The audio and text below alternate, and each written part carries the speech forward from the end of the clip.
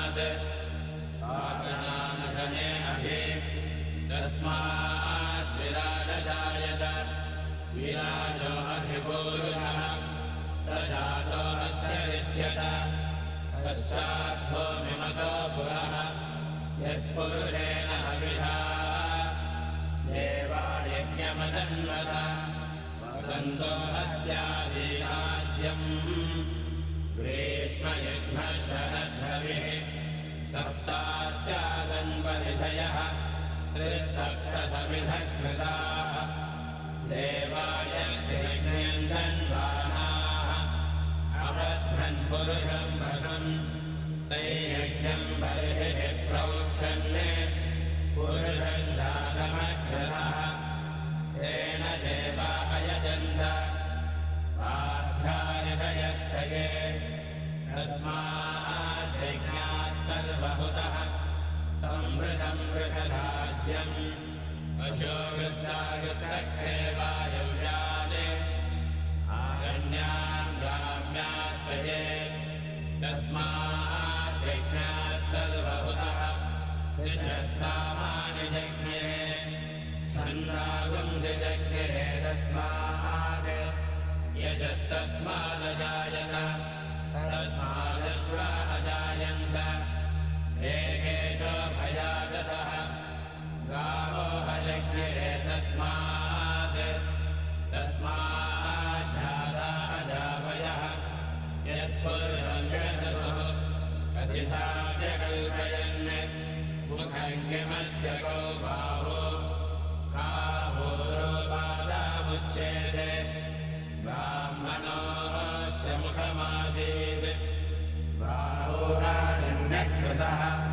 पूरोदरस्य यद्वैश्यः तद्भागं शूद्रो अजायत चन्द्रमा मनसो जातः चक्षुः सूर्यो अजायत मुखालिङ्गश्चाग्निश्च प्राणाद्वायुरजायत आभ्यः आसीदन्तरिक्षम् शेषाद्यौ समवर्तत पद्भां भूमिर्दिशः श्रोत्तात् तथा लोकागुम् अकल्पयन् वेदाहमेतं पुरुषं महान्तम् आदित्यवर्णं तमसस्तु काले सर्वाणि रूपाणि विचित्य धीरः नामानि कृत्वा विवदति यदास्ते।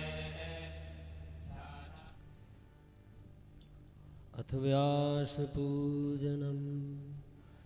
नमोऽस्तु ते व्यास विशाल बुद्धि फुल्लारविन्दायत पात्र नेत्रम् येन त्वया भारत तैलपूर्णः प्रज्वालितो ज्ञानमया प्रदीपः।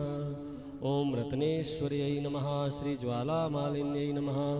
सर्वोपचारार्थे गन्धाच्छत पुष्पाणिं समर्पयामि। चन्द्रमा मनसो जातश्चक्षुः सूर्यो अजायत श्रोत्राद्वायुश्च प्राणश्च मुखादग्निरजायत।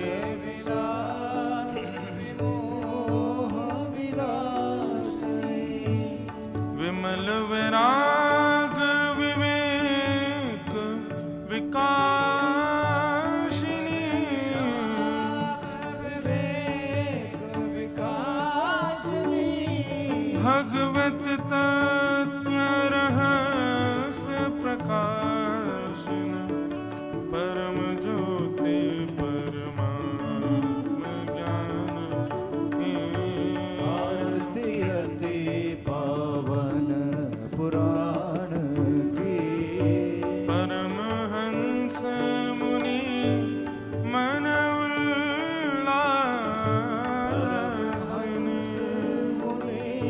मन उल्लासनी रस हृदय रस रास विलासिनी रस रास विलासनी भुक्ति मुक्ति रति प्रेम सुदासन कथा कंचन प्रिय सुजान की आरती अति पावन पुराण की धर्म भक्ति विज्ञान खान की आरती अति आरती अति आरती अति पावन पुराण की ॐ जलेन शीतलीकरणं पुष्पैर्देवाभिवन्दनं मन्त्रपुष्पाञ्जलिः नानासुगन्धिपुष्पाणि यथा कालोद्भवानि च पुष्पाञ्जलिर्मया दत्तो गृहाण परमेश्वरः मन्त्रपुष्पाञ्जलिं समर्पयामि भगवते श्रीपुराणपुरुषोत्तमाय नमः। श्री बालकृष्णलाल की जय। श्रीमद्भागवत महापुराण की जय। राजा रामचंद्र भगवान की जय। अनंत बलवंत श्री हनुमान जी महाराज की जय। पूज्य सद्गुरुदेव भगवान की जय। जय जय श्री राधे। शीघ्र अतिशीघ्र आप सभी यथावत अपना स्थान ग्रहण करें और हम सब मिलकर के पूज्य महाराज श्री के चरणों में प्रार्थना करें। विश्राम दिवस की पवित्र पावन बेला में श्रीमद् भागवत भागीरथी ज्ञान गंगा में अवगाहन कराने की कृपा करें। जय श्री कृष्ण, जय श्री राधे।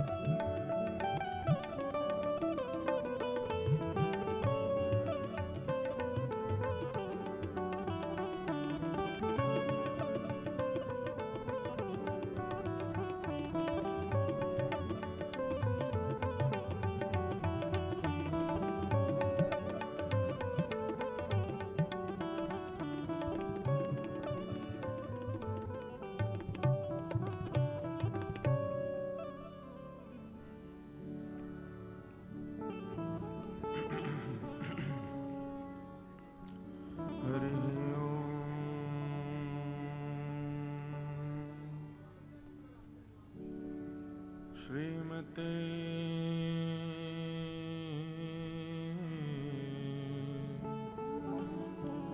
रामानुजाय नमः।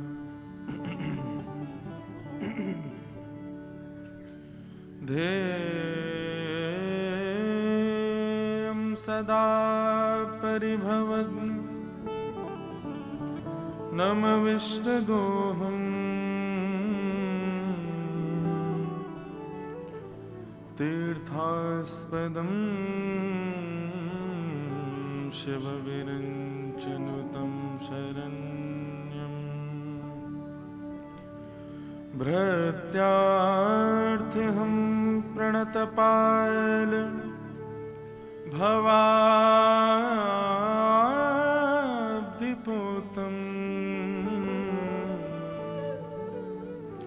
वन्दे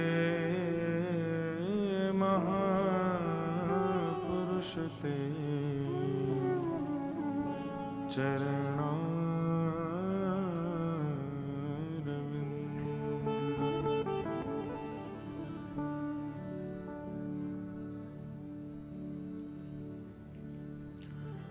अस्ति स्वस्तरुणीकराग्रविगलत् कल्प प्रसूनाप्लुतम्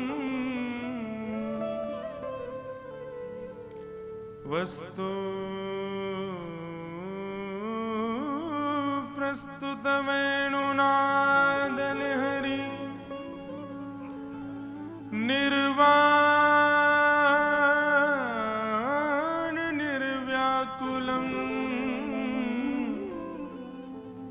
स्रस्त स्रस्त निबद्धनी विविलशत् गोपी सहस्रावृतम् हस्तन्यस्तनतापवगमखिलो दारं किशोराकृति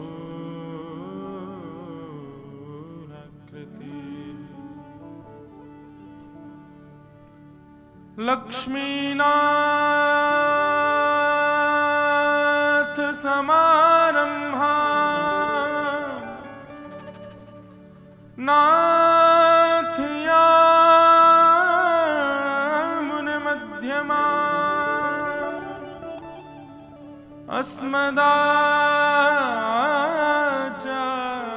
अस्मदाचार्यपर्यन्ता वन्दे गुरु परम्परा। जय जय श्री राधारमण, जय जय नवल किशोर, जय गोपी चित चोर प्रभु, जय जय माखन चोर।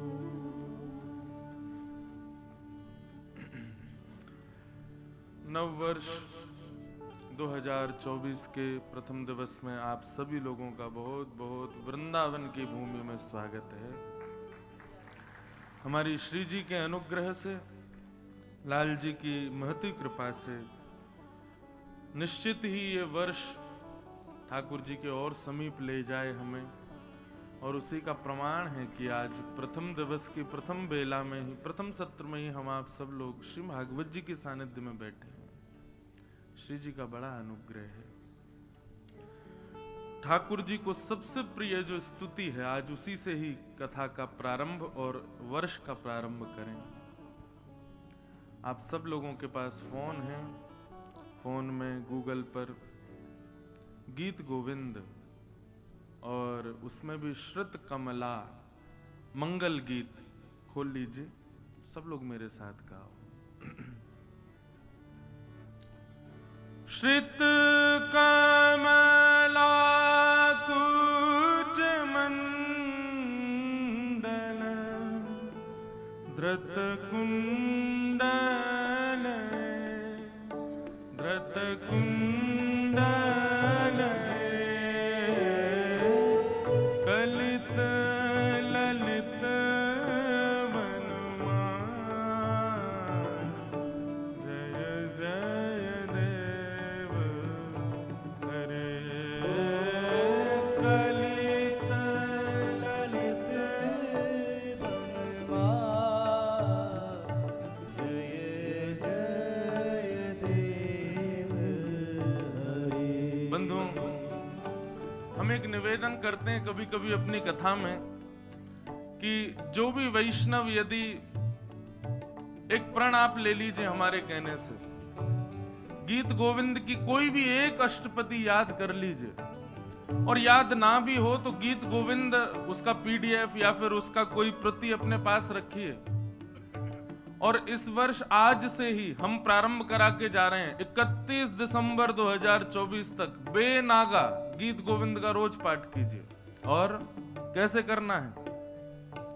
एक आसन पर स्वयं बैठिए, सामने एक आसन खाली बिछा दीजिए और आवाहन कीजिए कि हे राधा रमन लाल आप आकर के विराजमान हो, हम आपको पाठ सुना रहे हैं। श्री नाभा गोस्वामी जी भक्तमाल में कहते हैं, ता सुनवे राधा रमन अवश्य पधारे। ये गीत गोविंद की सामर्थ्य है कि जब कोई वैष्णव गीत गोविंद गाता है, निश्चित है एक क्षण के लिए सही राधा रमन जी उसके सामने आकर के बैठते जरूर है। ये गीत गोविंद की सामर्थ्य है। आप आसन खाली रखा कीजिए और आह्वान किया कीजिए कि हे लाल जी आप विराजो, हम आपको पाठ सुनाएं। एक दिन, 2 दिन, 1 महीना, 2 महीना, 3 महीने, 4 महीने, जन्माष्टमी आते आते कभी तो आपको अनुभव होगा कि उस आसन पर स्वयं श्री राधा रमन लाल जी विराज रहे हैं और आपका पाठ सुन रहे हैं। ये सामर्थ्य है गीत गोविंद में। इसलिए भैया, और कोई दशावतार स्तुति है, अन्य अन्य कई स्तुति हैं। गीत गोविंद के बड़े सुंदर सुंदर भाव हैं। अगर कोई भी अष्टपदी आपको याद हो जाए या किसी भी अष्टपदी का आप पाठ कर सको नित्य, आज से 31 दिसंबर तक 365 दिन बेनागा, चाहे दुनिया हिल जाए, प्रलय आ जाए, लेकिन आप गीत गोविंद को नहीं छोड़िए। हम आपसे प्रार्थना कर रहे हैं, हमारी बात मान लीजिए। वृंदावन धाम है, श्री जी का अनुग्रह है, भागवत की कथा है, वर्ष का प्रथम दिन है, व्यासपीठ पर बैठ करके कह रहे हैं, निश्चित ही 365 दिन तो बहुत होते हैं, 50-60 दिन भी यदि आपने लगातार गीत गोविंद का पाठ कर लिया तो इतने दिनों में ही ठाकुर जी का साक्षात अनुभव हो जाएगा, प्रत्यक्ष दर्शन हो जाएगा। ये गीत गोविंद की सामर्थ्य। सब लोग मेरे साथ गाओ। हे श्रित कमला कुच मंडल धृत कुंडल कुंडल कलित ललित वनमाल जय जय देव हरे। कलित ललित वनमाल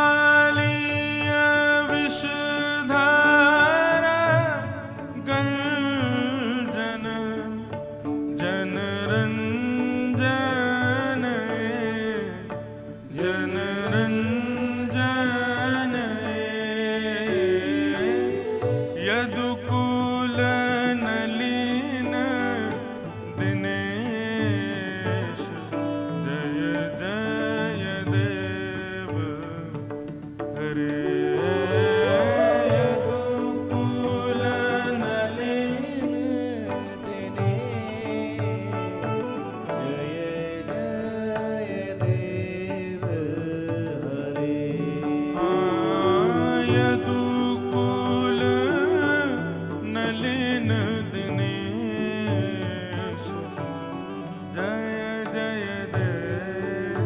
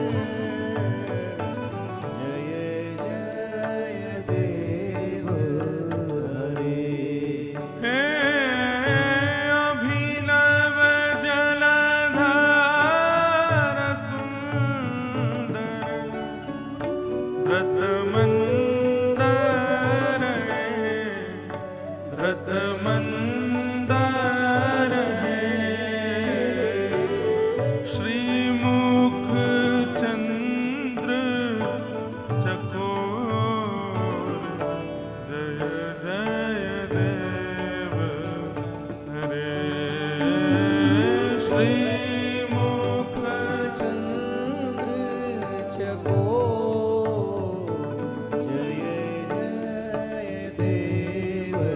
हरे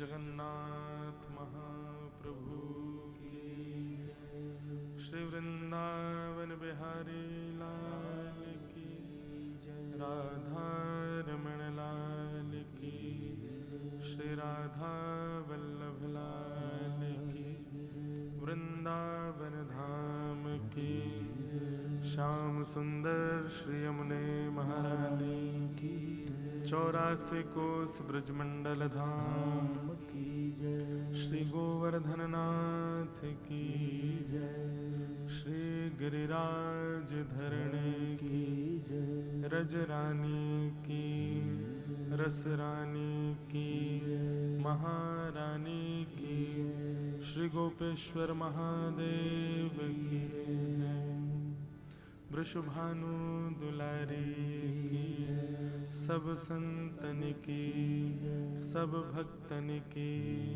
सब विप्रन की, समस्त ब्रजवासिन की जय जय श्री राम। जय श्री राम, जय जय श्री राम। द्वारिका धीश की जय।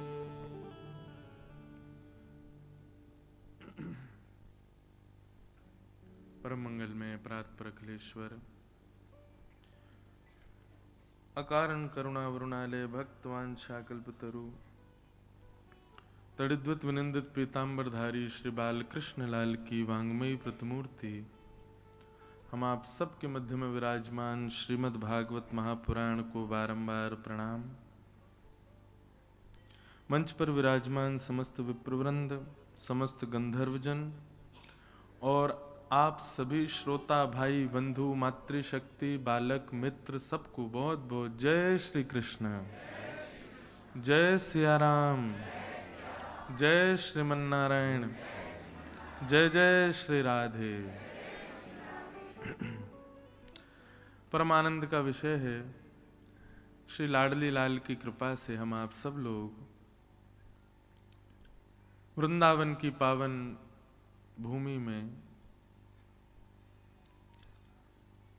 नव वर्ष के अवसर पर श्रीमद् भागवत भागीरथी का श्रवण कर रहे थे।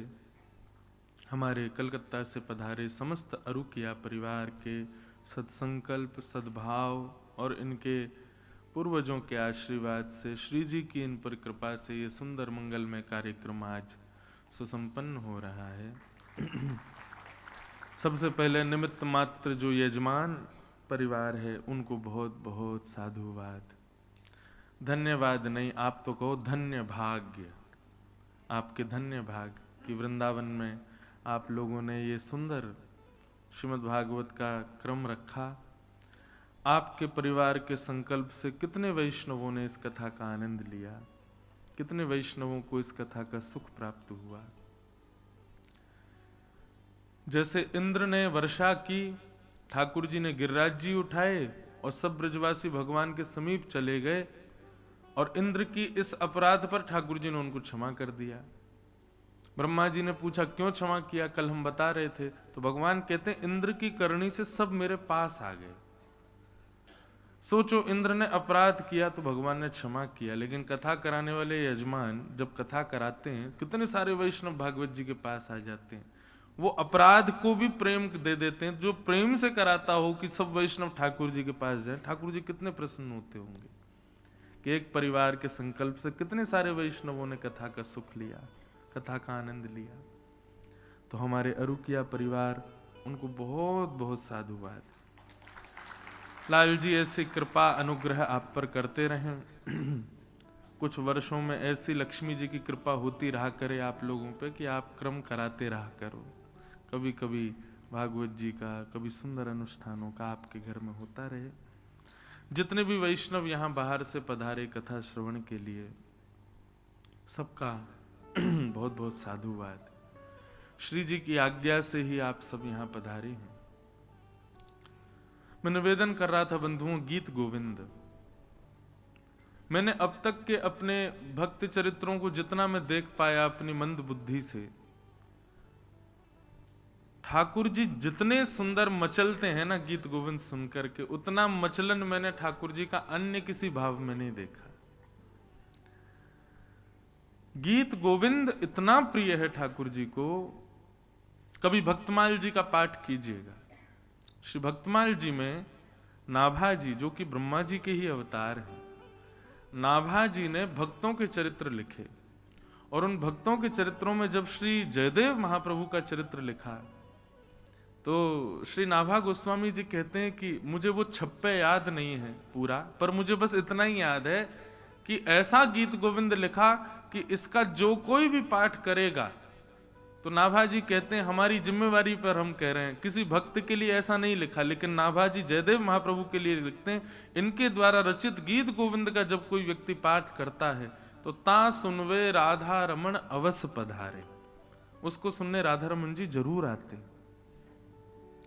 कितने वैष्णवों ने ये नियम लिया कि वे सामने एक आसन पधरा करके और फिर गीत गोविंद का पाठ करते हैं।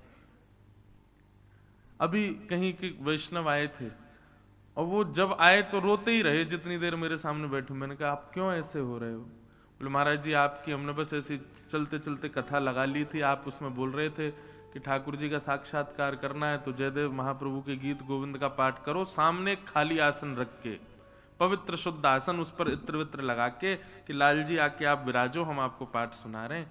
गीत गोविंद का हमने 20 दिन ही पाठ किया था कि उसके बाद ऐसा प्रत्यक्ष अनुभव हुआ कि मधुर चंदन की सुगंधी आ रही है और नन्हे से सलोने से बाल गोपाल जी वहां पर बैठ करके एक क्षण के लिए ऐसी छवि दिखी कि ठाकुर जी सुन रहे हैं, ठाकुर जी श्रवण कर रहे हैं।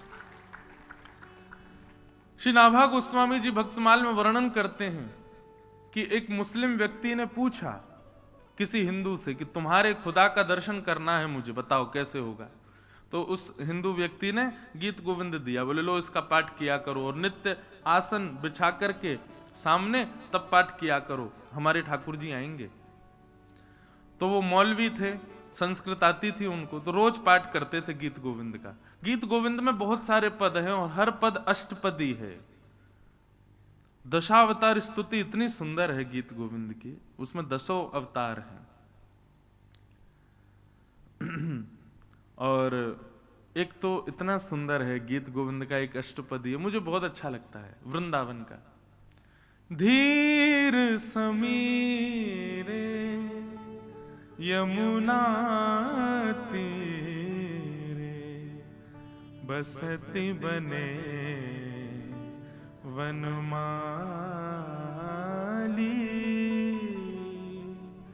बसती बने वनमाली। ये भी गीत गोविंद है। तो गीत गोविंद का वो मौलवी जी रोज पाठ करते थे सामने आसन रख करके। एक दिन उनको कहीं जाना था, बहुत जल्दी में थे, तो बहुत दिनों से नियम बन गया था गीत गोविंद पाठ करने का, आसन रोज रखते ही थे। तो एक दिन कहीं जल्दीबाजी में जा रहे थे तो उन्होंने सोचा घोड़े पर मैं बैठे बैठे गीत गोविंद कर लूंगा। घोड़े पर बैठ गए और बैठ करके पाठ करने, और ठाकुर जी को आसन नहीं दिया। तो जैसे पाठ करते हुए वो गीत गोविंद का पाठ करते हुए घोड़े को चलाने लगे, इतने में उन्होंने क्या देखा, एक सांवला सा नन्हा सा बालक मौलवी की तरफ मुख करके उल्टा दौड़ रहा है और ऊपर भुजा उठा करके दौड़ रहा है। तभी क्या देखा, ललित त्रिभंगी श्याम सुंदर ही दौड़ रहे थे, उल्टे दौड़ रहे थे और गीत गोविंद सुनते हुए चल रहे थे। मौलवी ने अपना घोड़ा रोका, नीचे उतर करके आया, कमल नेत्र ठाकुर जी के, सुंदर दंतावली, घुंघराले केश, श्याम वर्ण, देख करके उसके नेत्र सजल हो गए। बोल भगवान, आप जल्दी जरूर हिंदुओं के खुदा है ना?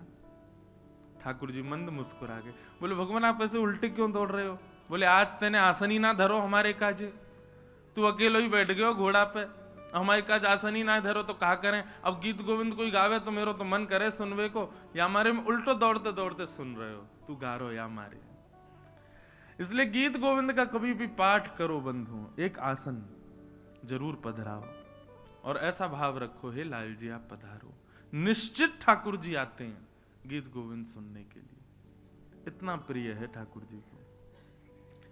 श्री जगन्नाथ जी रोज रात्रि शयन करा करके पुजारी लोग जाते, सुबह आकर के जैसे ही कपाट खोलते तो क्या देखते, जगन्नाथ जी के वस्त्र फटे हुए हैं, यहां से आंखों के पास में ऐसे छिल रही है जैसे मानो कहीं किसी ने कोई ठाकुर जी को बहुत ज्यादा कष्ट दिया है।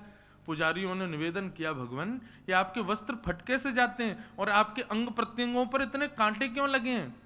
तब जगन्नाथ जी बोले जगन्नाथपुरी को एक माली है और उस माली की पुत्री वो किसी गुरुजन से गीत गोविंद सीख करके आ गई है।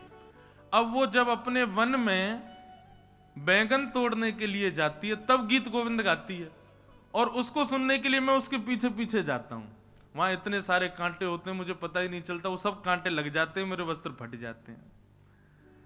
तब महाराज पुजारियों ने उस माली की कन्या को बुलवाया और श्री जगन्नाथ जी के सामने बैठाया, बोले अब यहां गाया करो गीत गोविंद। जैसे उसने गीत गोविंद गाया, महाप्रभु जगन्नाथ जी झूमने लगे और झूमते झूमते पुजारी जी से बोले इसको लाओ मेरे हृदय से लगा दो। जैसे ही ठाकुर जी के हृदय पर उसको जाकर के आच्छादित किया, हृदय से लगते ही उसने अपने प्राण त्याग दिए और ठाकुर जी में ही विलीन हो गई। ऐसा है गीत गोविंद। तो 2024 प्रारंभ हो गया है आज। 31 दिसंबर तक प्रयास करना, बिना नागा किए एक दिन भी नित्य गीत गोविंद का पाठ करो। बंधुओं, ये भक्तों के द्वारा रचित जितने भी भाव हैं ना, इनको आप कैसी भी अवस्था में कर सकते हो, उसमें कोई दिक्कत नहीं है। आप इसका पाठ करो, नित्य पाठ करो। और एक बात याद रखिएगा, ये 365 दिन का जो आज से आप संकल्प लेने वाले हो ना कि हम रोज करेंगे गीत गोविंद का पाठ, इसमें जो विक्षेप आएगा, निश्चित है कि एक आध दिन तो छूटेगा। वो विक्षेप ठाकुर जी ही भेजेंगे। क्योंकि ठाकुर जी ऐसे ही आनंद करते हैं कि ऐसा कुछ करूं कि जे करे ही नहीं पावे। लेकिन आप भी दृढ़ संकल्प कर लेना, बोले ठाकुर जी चाहे आपकी जितनी जोर हो लगा लो, हम तो रोज पाठ करेंगे, हम एक दिन भी बेनागा नहीं करेंगे। आप निश्चित मानिए बंधु, वृंदावन धाम में बैठ कर के हम आपको अपनी जिम्मेवारी पर कहते हैं, ठाकुर जी निश्चित आपको दर्शन देंगे।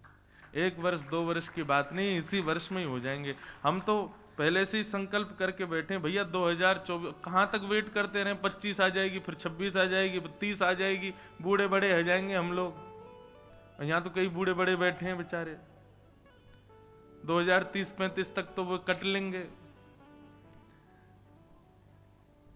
लेकिन हम लोगों को युवावस्था में भक्ति मिल गई है, तो ये लंबी आंकड़े नहीं जाने चाहिए। दृढ़ संकल्प कर लो बंधु, हर 1 जनवरी को, ये इस वर्ष तो ठाकुर जी को आना ही पड़ेगा हमारे पास। ऐसी दृढ़ता अपने चित्त में लिया। अरे मोटिवेशन लाते हैं लोग, इस साल हम ये करेंगे, इस साल हम जिम जाया करेंगे, इस साल हम ये खाया करेंगे, इस साल माता पिता का सम्मान वो सेवा करेंगे, ये करेंगे। अरे आज संकल्प लो कि इस वर्ष ठाकुर जी का प्रत्यक्ष साक्षात्कार करेंगे।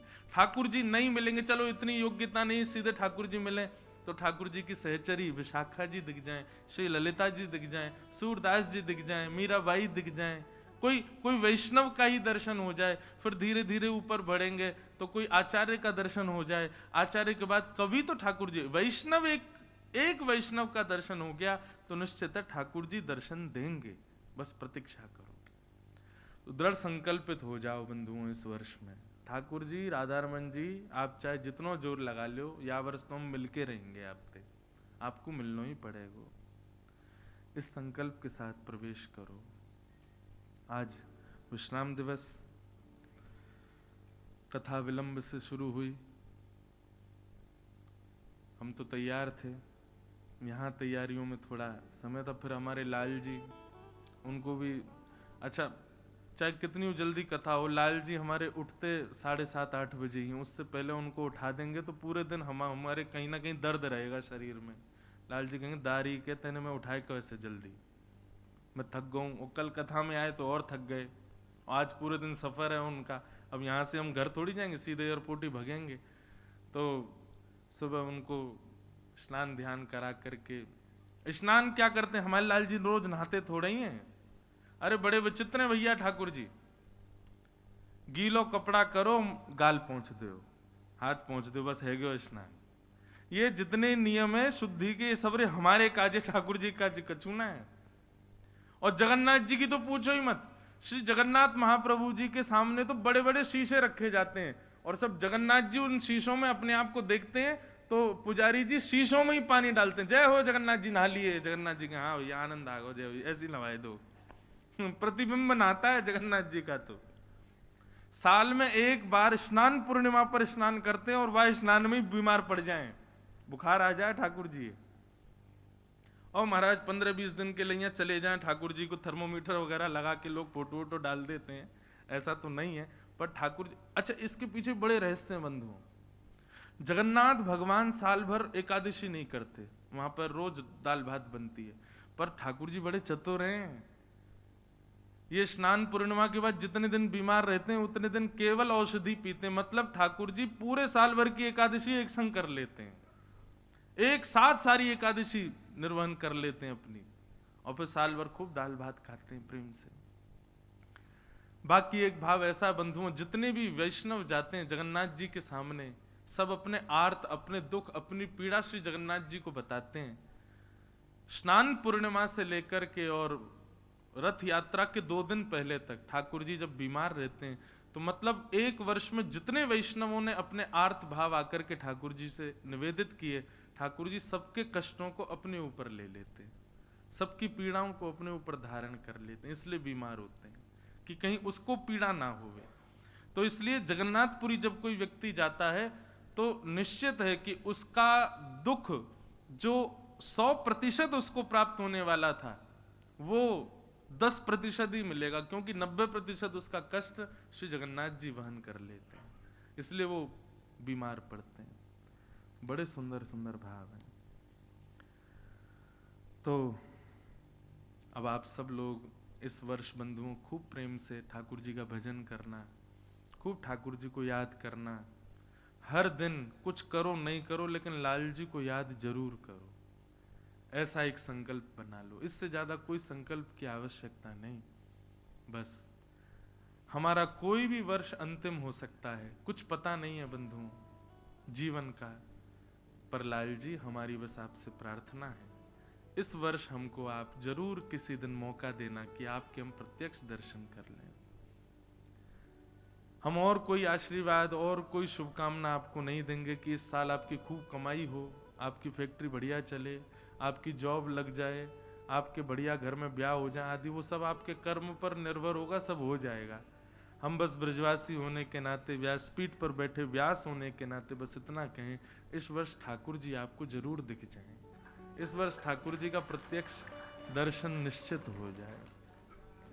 और आप सब भी हमको आशीष दो कि आपके लाल जी भी आपको प्रत्यक्ष दर्शन। वैसे हमारे लाल जी प्रत्यक्ष ही हैं, हम तो उनसे कभी नहीं कहते आप प्रकट हो, आप प्रकट ही हो, आप ऐसे ही रहो। याते ज्यादा और कहा, इतना तो विश्वास है ना कि ये प्रत्यक्ष है, वे प्रत्यक्ष ही हैं। पर फिर भी आप सब भी आशीष दो कि व्यास जी आपकी भी खूब भक्ति बढ़ती रहे, आप भी खूब ऐसी कथा कहते रहो। हाँ, केवल आप ही लोग आशीर्वाद लोगे, आप दो हमको। हाँ, अच्छा, ये भागवत का नियम है कि 7 दिन तक व्यास श्रोताओं को आशीर्वाद देता है, और अंतिम दिन श्रोताजन जब कथा पूर्ण हो रही होती है तब व्यास को आशीर्वाद देते हैं कि भैया आप ऐसे ही कथा सुनाते रहो, ऐसे ही हमको ठाकुर जी से मिलाते रहो, और भगवान कृपा करें आपको भी जल्दी ठाकुर जी मिलें, तो आप सब भी नव वर्ष पर हमको आशीष प्रदान करो। श्री जी कृपा करें। ये तन, ये मन, ये वाणी, ये सब कुछ और किसी काम की नहीं, हम और किसी काम के हैं ही नहीं। हमसे आप अगर कुछ और उम्मीद रखते हो कि महाराज जी आप ये भी कर लो, हमसे बिल्कुल नहीं हो पाएगा। हम और किसी लायक हैं ही नहीं, हम पे बस एक ही काम आता है, ठाकुर जी के गुणगान गाना। इसके अतिरिक्त ये देह और किसी भी कार्य को करने में बिल्कुल सक्षम नहीं है। ये हम आपको बिल्कुल कह रहे हैं, हम बाकी के सब कार्यों में नालायक हैं, लेकिन ठाकुर जी कथा गाने और सेवा करने में थोड़े लायक हैं। बस यही हमारी योग्यता है। आप यही आशीर्वाद दो कि आप बाकी कामों में नालायक ही बने रहो, बस ठाकुर जी कथा के लिए आप लायक बने रहो। हमको यही आशीष चाहिए और कुछ नहीं चाहिए। आओ आज के विश्राम दिवस को जल्दी जल्दी समेटें, हमको 11 बजे तो निकलना है, और 10 सवा 10 तो हो गए, लेकिन फिर भी जो भाव आएगा सब श्रवण करते हैं। भगवान का विवाह श्री रुक्मिणी जी के साथ में हुआ। लोग बाग पूछते हैं श्री किशोरी जी से क्यों नहीं हुआ, श्री राधा रानी से क्यों नहीं हुआ। बंधुओं, श्री राधा रानी से ठाकुर जी का ब्याह हुआ है, लेकिन एक बात मेरे मन में जो खटकती है वो ये कि ब्याह होने के लिए, ब्याह करने के लिए अपने से विलग वस्तु का, व्यक्ति का होना बहुत जरूरी है। किशोरी जी ठाकुर जी से विलग नहीं है, वो ठाकुर जी में ही है। स्वयं श्री कृष्ण ही श्री राधा हैं, श्री राधा ही श्री कृष्ण है। इसलिए स्वयं से विवाह नहीं हो सकता।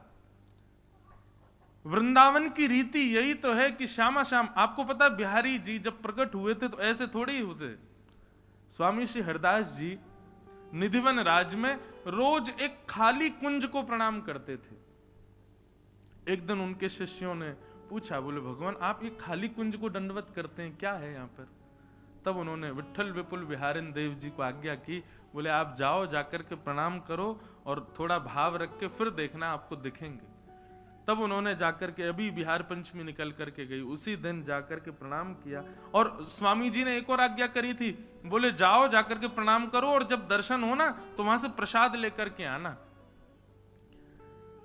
विठल विपुल बिहारिन देव जी गए, जाकर के उन्होंने प्रणाम किया। प्रणाम करके जैसे ही देखा तो श्यामा श्याम युगल कुंज में विराजमान है दोनों, एक तरफ किशोरी जी, एक तरफ ठाकुर जी बैठे हैं और ललिता विशाखा सेवा में। बिहारिन देव जी ने भुजा उठा करके पहले तो दर्शन करते रहे बहुत देर तक, फिर कहा कि गुरुदेव ने आज्ञा की है कि प्रसाद लेकर के आना, कुछ प्रसाद दीजिए।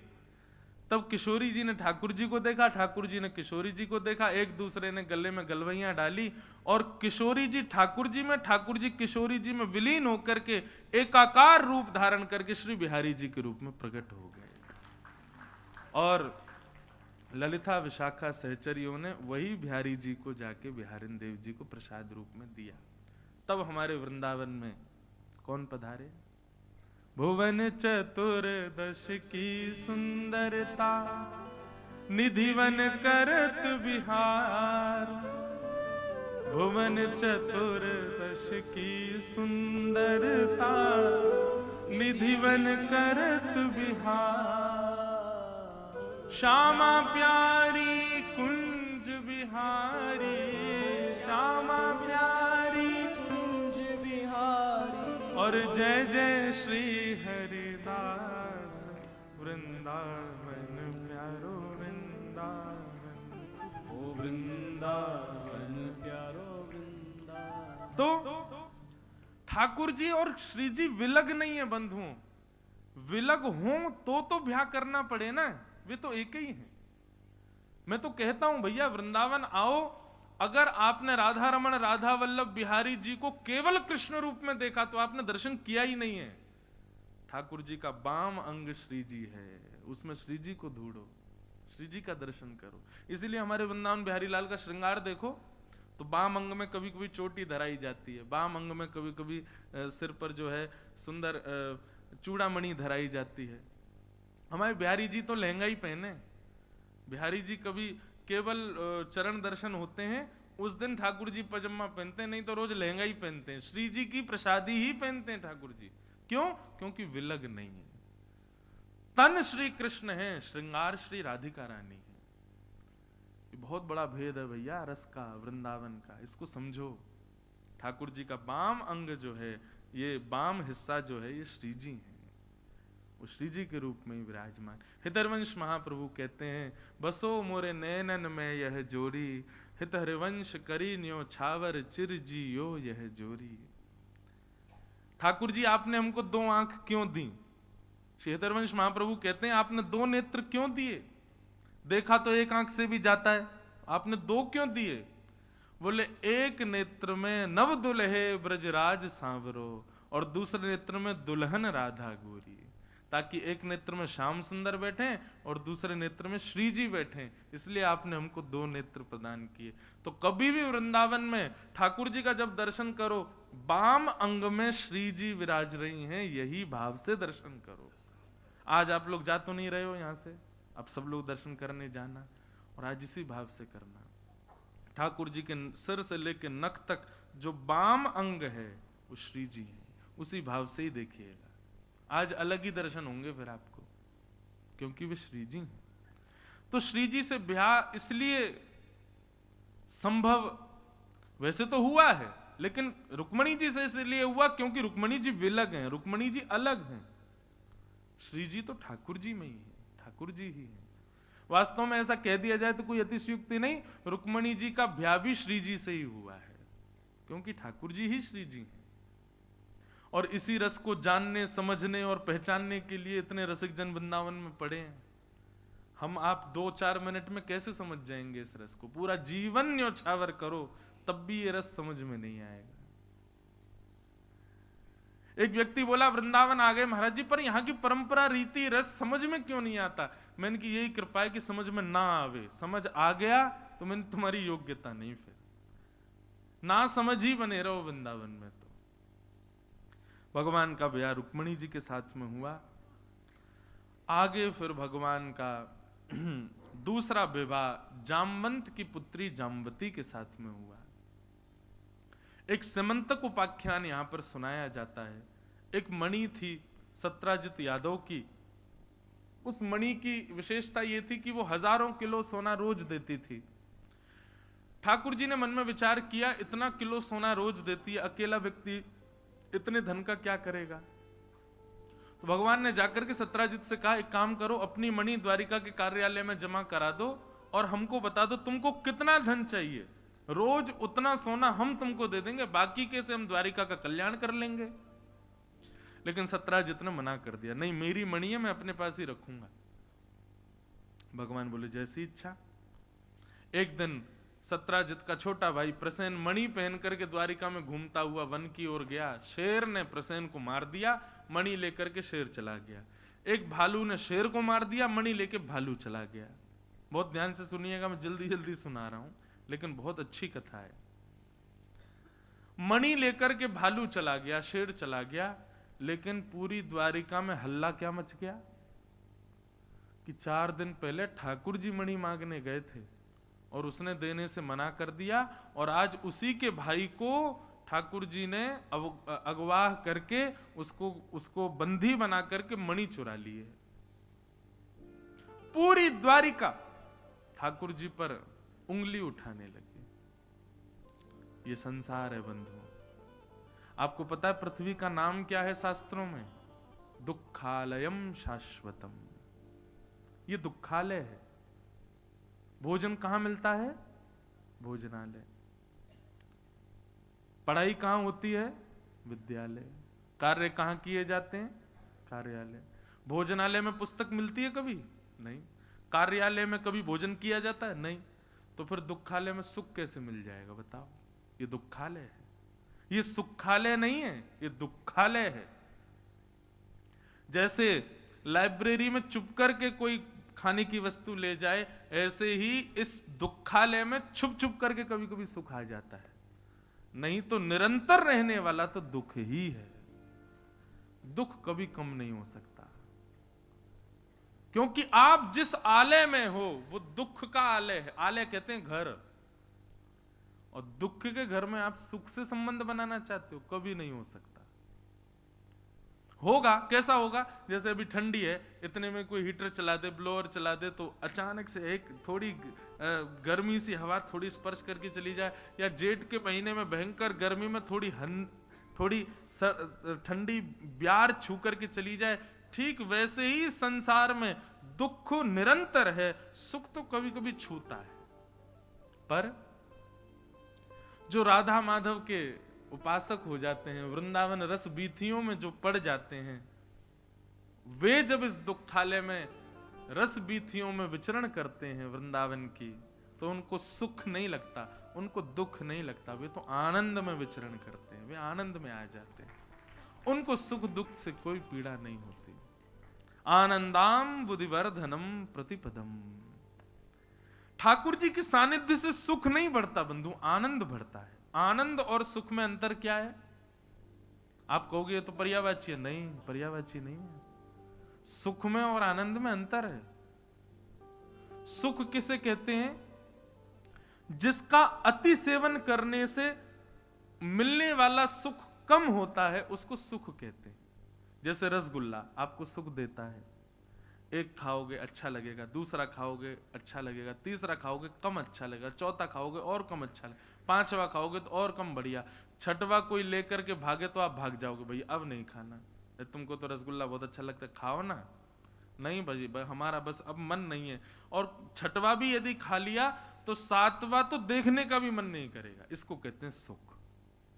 जहां पर भोग भोगते भोगते भोगते भोगते भोगते उस भोग से मिलने वाला सुख कम हो जाता है, और एक स्थिति आने पर तो वही सुख पीड़ा देने लग जाता है। इसको कहते हैं सुख।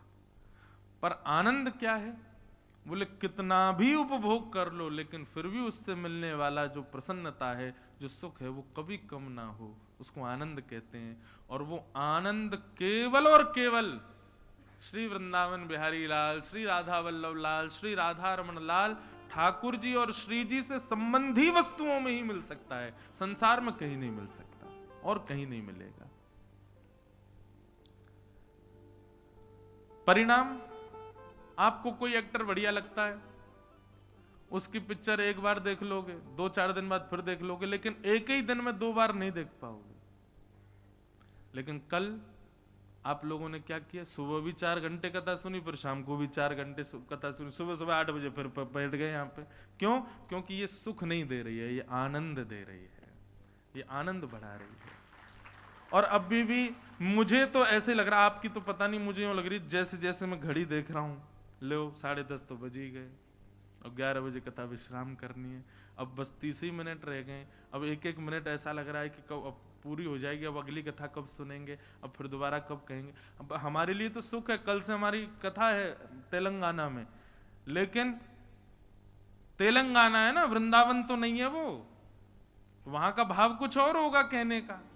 तो हमको यही पीड़ा है कि कल से कथा वहां क्यों, यहां क्यों नहीं है। तो ये जो एक आसन पर बैठे हैं, ना पानी है, ना भोजन है, कुछ भी नहीं है, शारीरिक सुख की एक भी वस्तु आपके पास नहीं है, फिर भी आपको इतनी प्रसन्नता हो रही है, क्यों? क्योंकि ठाकुर जी से संबंधी चर्चा है, इसी को आनंद कहते हैं। सांसारिक चर्चा होती तो आप ऊब जाते। कोई कॉमेडी करने वाला व्यक्ति होता, उसका कार्यक्रम एक ही दिन ही सुन सकते हैं हम। वो कहे मैं 7 दिन तक स्टेज पे आके रोज करूंगा, आप कहोगे भैया बख्श दो हमको, एक ही दिन में बहुत। लेकिन कथा के लिए नासिक में 1 महीने की कथा है, सब लोग कह रहे हैं अरे आनंद आएगा, हमको लग रहा है 1 महीना में पूरी होगी कि नहीं। क्यों? ठाकुर जी से संबंधी जब वस्तु होती है तो वो सुख नहीं, आनंद देती है, और आनंद कभी कम नहीं होता। ज्यों ज्यों प्यास, ज्यों ज्यों पानी पी रहे हैं, त्यों त्यों प्यास बढ़ती है। ऐसी स्थिति जहां हो उसको आनंद कहते हैं। भगवान पर सब लोगों ने उंगली उठाई, ठाकुर जी ने जाकर के मणि खोजी, जामवंत जी से जाकर के युद्ध करके मणि ली, जामवंत जी ने अपनी पुत्री जामवती का ब्याह भगवान के साथ कर दिया। भगवान ने आकर के मणि सबके सामने दिखा दी, तब मणि देख करके द्वारिका के लोगों ने सत्राजित को गाली देनी शुरू कर दी, तुमने हमारे भगवान पर लांछन कैसे लगाया। तो सत्राजित ने उस लांछन से बचने के लिए अपनी बेटी सत्यभामा का ब्याह भी भगवान से कर दिया। 3 ब्याह हो गए। एक दिन अर्जुन के साथ भगवान घूम रहे थे, तभी देखा कि सुंदर नदी के तट पर एक श्याम वर्ण की परम सुंदरी एक कन्या बैठी है। अर्जुन का मन आ गया उसको देखते ही। अर्जुन बोला ठाकुर जी मैं आपके पांव परूं, कैसे भी करके इस सांवरी से मेरा ब्याह करा दो। ठाकुर जी बोले तुम जाओ, जाकर के अपना परिचय दो, उसका परिचय लो, पूछ लो, और ब्याह कराने की जिम्मेवारी हमारी। अर्जुन बोला वचन दीजिए मैं ब्याह करा दोगे ना इससे मेरा। बोले कि बिल्कुल कराएंगे। जैसे ही अर्जुन गया, अर्जुन ने जाकर के अपना परिचय दिया, हे श्याम वर्णा आप कौन हो, और यहां आप तपस्या कर रही हो, किसकी प्राप्ति के लिए तपस्या कर रही हो। बिल्कुल कमल जैसे नेत्र, मानो जैसे ऐसा लग रहा था द्वारिकाधीश का ही एक कन्या रूप है, इतनी सुंदर, बिल्कुल ठाकुर जी जैसी। अर्जुन की ओर दृष्टिपात करते हुए कहा अर्जुन। अर्जुन तो घबरा गया, आपको मेरा नाम कैसे पता। बोले मुझे सब पता है। बोले आप कौन हो। बोले मैं कालिंदी हूं, यमुना, और मैं यहां इस तट पर विराजमान होकर के द्वारिकाधीश से विवाह करने के लिए तपस्या कर रही हूं। अर्जुन का तो मुंह उतर गया, ठाकुर जी को देखने लगा। बोले सबको आपसे ही ब्याह करना है, आप तो मुझसे वचन दे रहे थे कि मेरा ब्याह कराओगे। ठाकुर जी बोले भैया ये हमारी नित्य पत्नी है, आज ही ब्याह नहीं हो रहा, ये नित्य है हमारी। कालिंदी श्री यमुना जी ठाकुर जी की नित्य पटरानी है। और अर्जुन के संरक्षण में भगवान का कालिंदी यमुना के साथ में विवाह हुआ। श्याम सुंदर श्री यमुने महारानी की। इस प्रकार भगवान के 8 प्रमुख ब्याह हुए। बंधुओं ये 8 पत्नियां कौन है भगवान की। ये नाम रूप में अलग हो सकती हैं, परंतु तत्व रूप में कौन है। जैसे तत्व भगवान का क्या है, चैतन्य, ठाकुर जी चित्त हैं, तो इसी प्रकार से ये अष्टपटरानियां कौन है। पृथ्वी, जल, अग्नि, वायु, आकाश, ये पंच तत्व बाहर हैं हम मानवों के, और 4 तत्व हम मानवों के भीतर हैं, मन, बुद्धि, चित्त और अहंकार। ये 9 हमारा संचालन करते हैं। हमारा शरीर इन 9 के ही समन्वय से बनता है। पृथ्वी, जल, अग्नि, वायु, आकाश, मन, बुद्धि, चित्त और अहंकार। इन 9 के बिना हमारा शरीर बन ही नहीं सकता। जिसमें से चित्त तत्व जो हैं वो ठाकुर जी हैं, हमारी आत्मा, चैतन्य। तो चित्त को अलग कर दो, कितने बचे? 8। ये 8 ही भगवान की पटरानियां हैं। पृथ्वी, जल, अग्नि, वायु, आकाश, मन, बुद्धि और अहंकार। यहां पर अहंकार का मतलब प्राउड नहीं है, यहां पर अहंकार का मतलब सेल्फ कॉन्शियसनेस है। ये अष्ट भगवान की पटरानियां हैं। ठाकुर जी ने किसी स्त्री से ब्याह नहीं, अपनी बनाई हुई प्रकृति को स्त्री रूप देकर के उससे ब्याह किया। भगवान ने सबसे ब्याह किया। उसके बाद भौमासुर नाम का एक दैत्य था, उसके यहाँ 16,100 राजकुमारियां बंदी थीं। उसका संकल्प था 20,000 जब हो जाएंगी तो हठ पूर्वक इनसे ब्याह करूंगा। उन्होंने ठाकुर जी का स्मरण किया। भौमासुर जो था ये भूमि का बेटा है, इसको भी भगवान के द्वारा मारे जाने का श्राप था। भूमि भगवान की पत्नी है। भूमि ने आकर के भगवान से कहा कि मेरे पुत्र को कभी मत मारना। भगवान बोले जब तक तुम नहीं कहोगे तब तक नहीं मारेंगे। तो भगवान की जो सत्यभामा पत्नी है वो भूमि के रूप में ही आई है, भूमि ही सत्यभामा बनकर के आई। आज भगवान जब युद्ध करने के लिए गए तो सत्यभामा बोली मैं भी चलूं आपके साथ। भगवान बोले चलो। भगवान ने भौमासुर से युद्ध किया तो सत्यभामा रथ में बैठी बैठी चिल्ला करके बोलती है ठाकुर जी आप इस दुष्ट को मार दीजिए। भगवान बोले बस तुम्हारी आज्ञा की प्रतीक्षा कर रहे थे, और भगवान ने भौमासुर का वध कर दिया। 16,100 राजकुमारियों को ठाकुर जी ने जाकर के मुक्त किया। सब ने ठाकुर जी से प्रार्थना की हमको अब कोई स्वीकार नहीं करेगा, हमसे कोई विवाह नहीं करेगा, भगवान आप कृपा करो। ठाकुर जी ने सबको स्वीकार किया और एक साथ 16,100 राजकुमारियों से विवाह किया। ये 16,100 राजकुमारियां कौन हैं? आपके घर पर पंडित जी आए, आपने कोई पूजा रखी, तो उसमें वो आपके हाथ में पुष्प देते हुए कहते हैं शंकर जी का ध्यान रखो। फिर शंकर जी का एक मंत्र बोलते हैं, देवी का ध्यान करो, देवी जी का मंत्र बोलते हैं। कभी ठाकुर जी का ध्यान कराने के लिए जब बोलते हैं कि वृंदावन बिहारी लाल का स्मरण करो, और फिर पंडित जी कोई भी श्लोक बोलते हैं जैसे वंशी विभूषित करा नवनीर दाभात पीतांबरा दरुण बिंब फला धरोष्ठात पूर्णेन्दु सुंदर मुखा अरविंद नेत्रात कृष्णात परम किमपि तत्वम हम न जाने। पुष्प छोड़ दीजिए, ऐसा कराते हैं पंडित जी। इसी प्रकार उपासना कांड के 16,100 मंत्र जिनसे भगवान की उपासना होती है, वे ही ये 16,100 कन्या बन करके आई और भगवान से इन्होंने ब्याह किया। अगर देखा जाए तो ठाकुर जी ने किसी से ब्याह नहीं किया, अपनी ही प्रकृति थी सारी, अपने ही मंत्र थे सारे। केवल लीला संवरण के लिए ठाकुर जी ने उनको स्त्री रूप दे करके उनके साथ में विवाह किया। इस प्रकार भगवान कितने ब्याह हो गए? 16,108 भगवान के ब्याह हो गए। तत्पश्चात भगवान की दिनचर्या बताई। ठाकुर जी की दिनचर्या कैसी भागवत में वर्णन है। प्रातः काल ठाकुर जी ब्रह्म मुहूर्त में उठ जाते हैं और उठते ही बिस्तर पर बैठ करके ही ठाकुर जी सुख आसन में सबसे पहले अपने वैष्णव भक्तों का स्मरण करते हैं, ब्रजवासियों का स्मरण करते हैं और श्री राधा राधा श्री किशोरी जी का स्मरण करते हैं।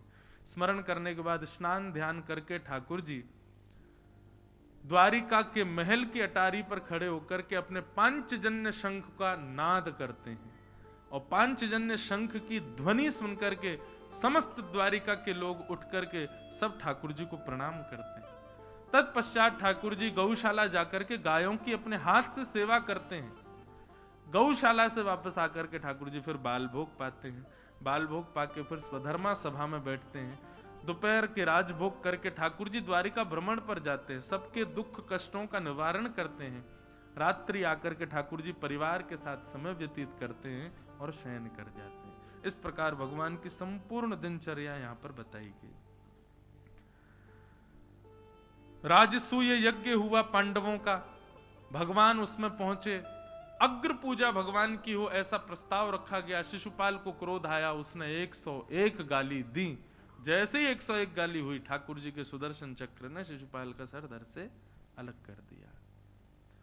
भगवान ने राजसूय यज्ञ को संपन्न कराया। इस प्रकार फिर आगे कथा आती है। सूर्य ग्रहण के समय पर द्वारिका के लोग कुरुक्षेत्र गए, और उसी समय सूर्य ग्रहण के समय पर ब्रजवासी भी कुरुक्षेत्र गए। और वर्षों बाद ब्रज से आने के बाद आज ठाकुर जी ब्रजवासियों से मिले। बहुत सुंदर कथा है बंधु, विस्तार में गया तो बहुत समय लगेगा, लेकिन इतनी सुंदर लीलाएं हैं वहां पर। ठाकुर जी यशोदा मैया से मिले। यशोदा मैया को अब दिखता नहीं, कम दिखता है। ठाकुर जी ने हृदय से लगाया, अपनी सब पटरानियों से मिलवाया, अपने बाल बच्चों से मिलवाया, और फिर मिलवा करके ठाकुर जी ने सबसे कहा, अब सब लोग जाओ, मैं मैया के पास अकेला रहूंगा अब। और सब चले गए। यशोदा मैया के सिर में गोद में सर रख करके ठाकुर जी पौड़ गए।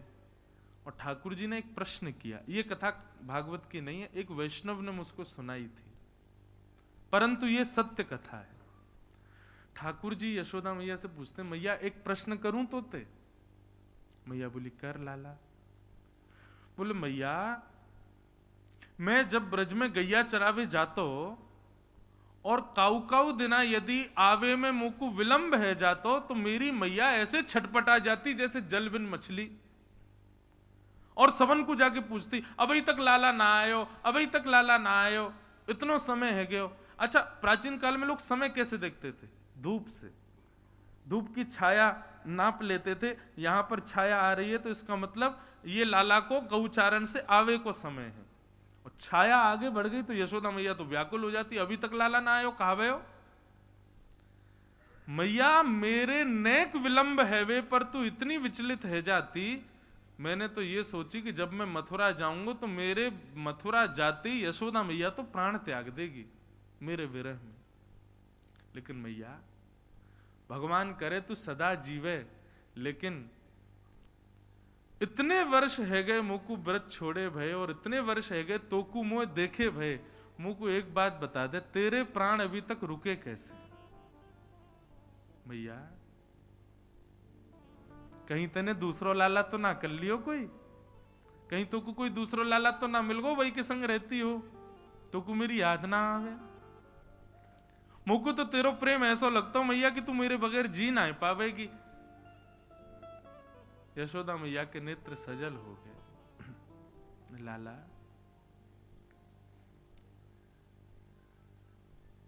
वास्तव में प्राण तो वही समय निकल जाते जा समय तू व्रत छोड़ करके गए हो, पर तेरो एक निगोरो रूप मेरे चित्त में बैठो है।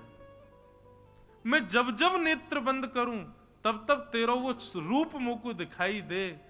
मैं तो प्रार्थना करूं कि ये रूप तेरो मेरे चित्त से चलो जाए, तू अंतर ध्यान है जाए मेरे हृदय से, तब मैं प्राण त्यागूं।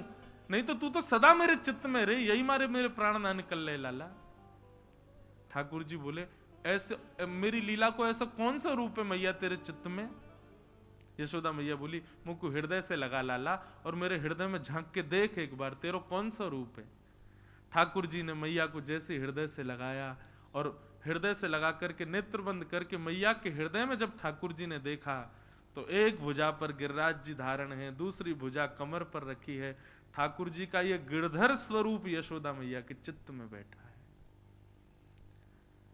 ठाकुर जी ने उस रूप को देखा, बोले, लाला तैने 7 दिन 7 रात्रि तक गिरिराज जी धारण करके रखे, ब्रजवासी सो रहे, खा रहे, सब क्रिया कर रहे, लेकिन 7 दिन 7 रात्रि तक अपलक नेत्रन से यशोदा मैया लाला को देख रही है।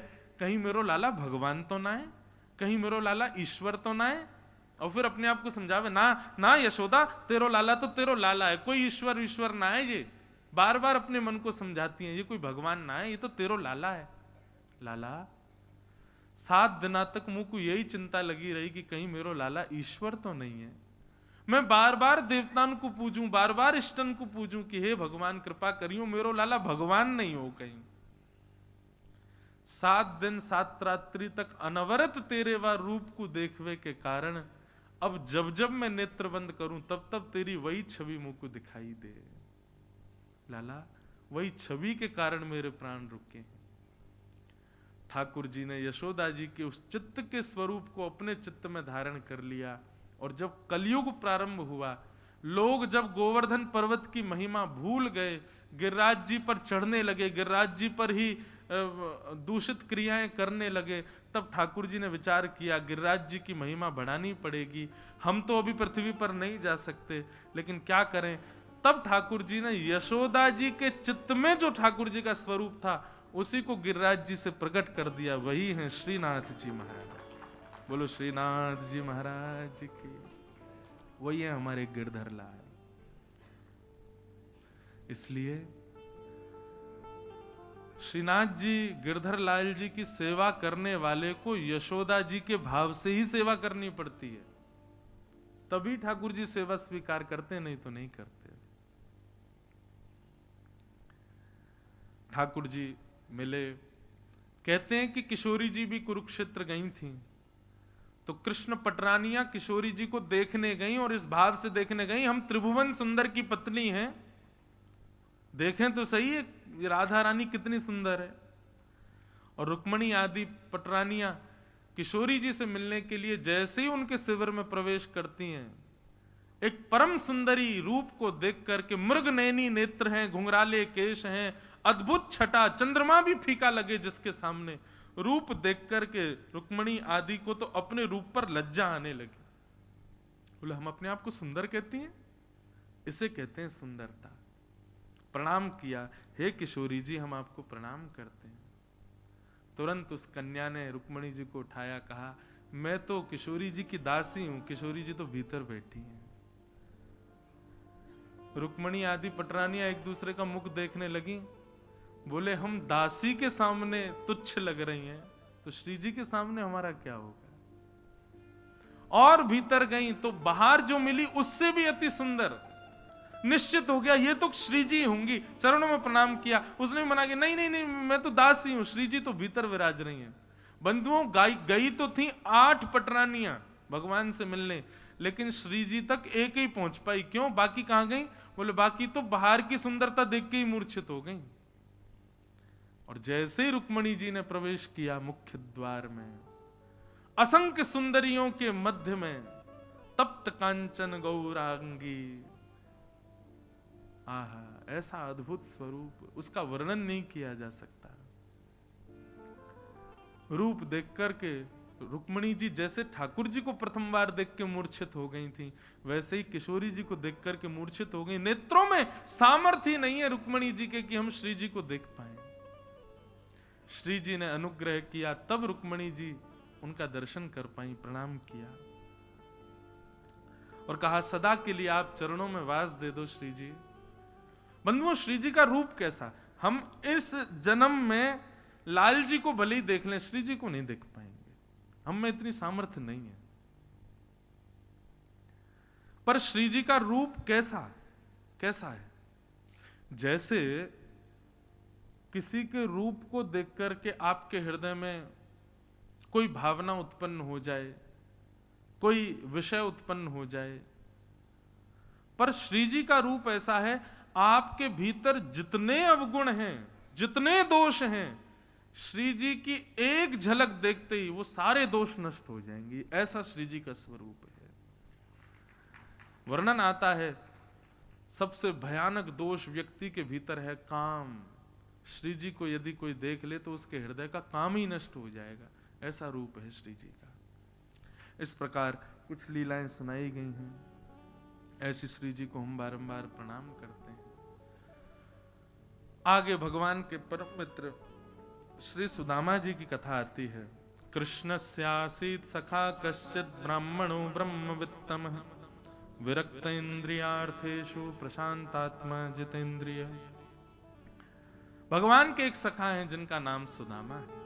अकिंचन निष्किंचन ब्राह्मण सुदामा अपनी पत्नी की आज्ञा मान करके आज द्वारिका गए। द्वारिकाधीश ने खूब मधुर स्वागत किया। स्वागत करके द्वारिकाधीश ने सब पटरानियों से मिलाया, पूरी द्वारिका का दर्शन कराया। सुदामा जी से कहा भाभी ने मेरे लिए क्या भेजा? सुदामा जी बोले कछु ना भेजो लाला। लेकिन सुदामा जी एक पोटली में चावल लेके गए थे, लेकिन संकोच कर रहे थे कहीं मेरी दीन दशा और इन चावलों की पोटली देख के कहीं कृष्ण को ऐसा ना लगे गरीब है कुछ मांगने आया है, इसलिए छुपा रहे थे। कैसी दीनता सुदामा जी की। पर ठाकुर जी ने पोटली छीन करके संपूर्ण वैभव उसका भोग लगाते हुए श्री सुदामा जी को प्रदान कर दिया। सुदामा जी लौट करके आए तो देखा सुंदर भवन खड़े हैं। सुदामा जी अपनी पत्नी से बोले देवी अब तुम भवन में रहो, हम तो वन में जाके भजन करेंगे।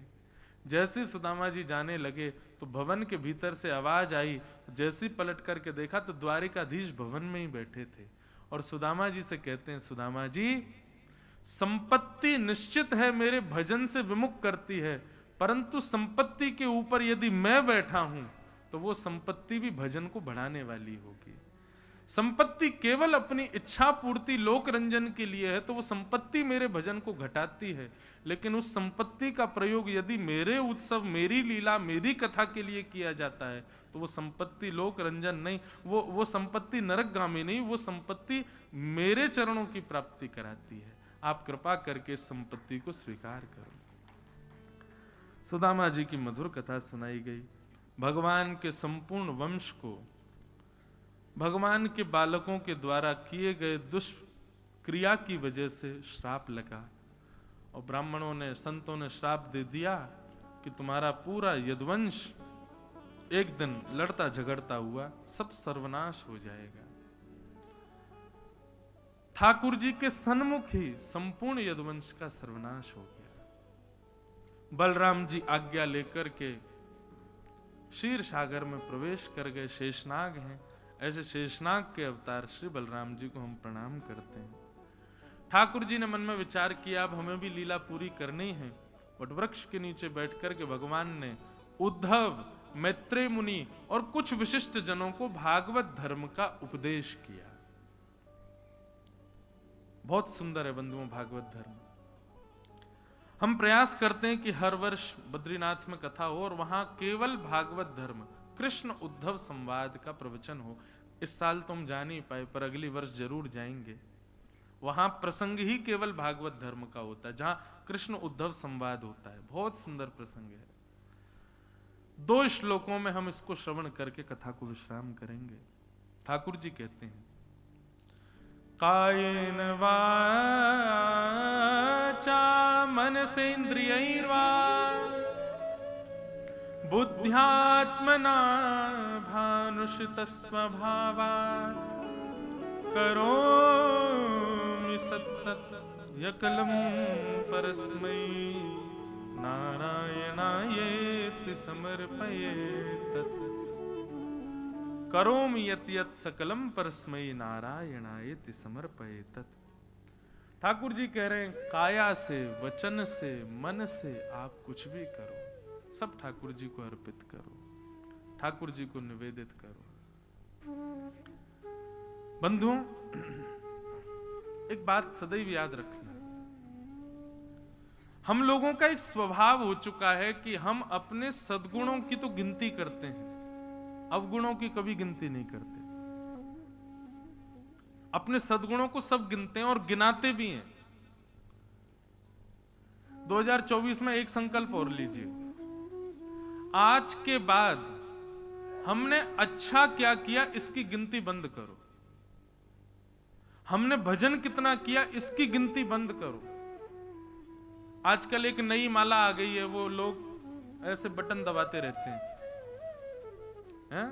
ऐसे बटन दबाते रहते हैं। यहाँ पे भी अगर किसी के पास हो कोई दिक्कत नहीं है, करो, ठीक है, अच्छी बात है, परंतु हमारी कई एक बात कर लेना, क्या उसमें जो नंबर आते हैं ना वहां पर टेप लगा देना कि दिखे नहीं। हम जप को, हम अच्छे कर्मों को, भगवत भजन को गिनते क्यों हैं? मां कभी गिनती है कि मैं अपने पुत्र से कितनी बार प्रेम करती हूं? पति कभी गिनता है कि मैं अपनी पत्नी से कितना प्रेम करता हूं? तो फिर हम ठाकुर जी से इतना प्रेम करते हैं, इतना नाम जप करते हैं, इसकी गिनती क्यों करते हो? आज एक संकल्प लीजिए कि आज के बाद भगवान नाम और सद्गुण हमने जितने किए इनकी गिनती बंद करो। इनकी कोई गिनती होनी चाहिए। गिनती करनी है तो अवगुणों की करो, गिनती करनी है तो ये जो मशीन है ना, ये ऐसे ऐसे जपने वाली, इसको ले लीजिए, सब लोग खरीद लेना। और आज के बाद किसी को बुरा बोलो, सुई बटन दबाना, कुछ गलत करो सुई बटन दबाना, कुछ गलत खाओ सुई बटन दबाना, और फिर महीने बाद देखा करना। जिस भजन के 1 लाख आंकड़े होने पर आप नाचने लग जाते हो, कब 1 महीने में जब उसके 1 लाख पहुंचेंगे, अरे राम कितने पापी हम लोग, कितना गंदा करते हैं। समलोगे, व्यक्ति उसी दिन समझ जाएगा, उसी दिन उसका स्तर समझ जाएगा जिस दिन वो अपना भजन गिनना बंद कर देगा। गिनती मत करो। ये बात मैं इसलिए कह रहा हूं, मेरी जब 50 कथाएं हो गई थी ना, तो मैं गिनती करता था कितनी कथा हो गई, कितनी कथा हो गई। तो 50 कथा जब हुई तो मुझे अभिमान हो गया, अरे हमने तो 50 कथा कर ली भैया। उस दिन अभिमान आया, उसी दिन से ही संकल्प कर लिया, आज के बाद कथा नहीं गिनेंगे अपनी। हम कथा कितनी कर रहे हैं, हम भजन कितना कर रहे हैं, हम उत्सव कितने कर रहे हैं, हम ठाकुर जी का नाम जप कितना कर रहे हैं, हम संतों की सेवा कितनी कर रहे हैं, हम वृंदावन कितनी बार जा रहे हैं, हम खाटू श्याम कितनी बार जा रहे हैं, हम बद्रीनाथ कितनी बार जा रहे हैं, इसकी गिनतियां बंद करो। गिनती करनी है तो हम गलत कितना कर रहे हैं इसकी करो। आज ही मशीन खरीदो सब लोग, और अब तब दबाना जब कुछ गलत करो। और उसका एक नियम रखना, उसको देखते मत रहना है। उस पर एक वो व्हाइट टेप आता है ना जिससे दिखे ना, वो लगा देना उसके ऊपर। मैं भी करने वाला हूं।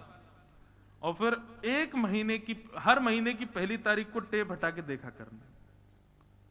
तब देखना हृदय में कैसी ज्वाला सी जलेगी, और तब मन किया करेगा, अरे राम भगवान कृपा करो, श्री जी कृपा करो, बहुत पाप हो रहे हैं। पिछले महीने 5000 पाप किए मैंने, बताओ कहां अभी गिनते हो 5000। हमने वो एक वॉच आती है ना, वो एप्पल वॉच पर स्टेप्स काउंट होते हैं, हमारी माता जी पहनती हैं, रोज मेरे से रात में देख आज मैंने कितने चरण चले। मैंने भैया ऐसी गिनती पापों की भी होनी चाहिए। हर दिन व्यक्ति ऐसी एक वॉच बने, उसमें रोज पता चले कि हम कितने पाप कर रहे हैं। रोज रात में देखो। गिनती करनी है तो अपने दूषित कर्मों की करो। भजन की गिनती क्यों कर रहे हैं हम, सत्कर्मों की गिनती क्यों कर रहे हैं, अच्छे कर्मों की गिनती नहीं। गिनती करनी है तो दूषित कर्मों की करो। आप श्रेष्ठ जो कुछ भी करते हो, यदि उसकी गिनती कर रहे हो तो मतलब आप उसका श्रेय ले रहे हो।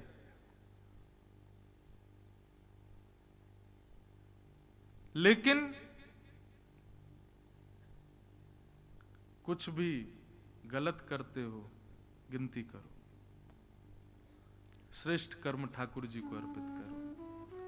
कायेन वाचा मनसेन्द्रियैर्वा बुद्ध्यात्मना वा नुषित स्वभावात् करोमि यत् यत् सकलम परस्मै नारायणायेति समर्पयेत्। यही है, जो कुछ भी करो सत्कर्म सब ठाकुर जी को अर्पित करो।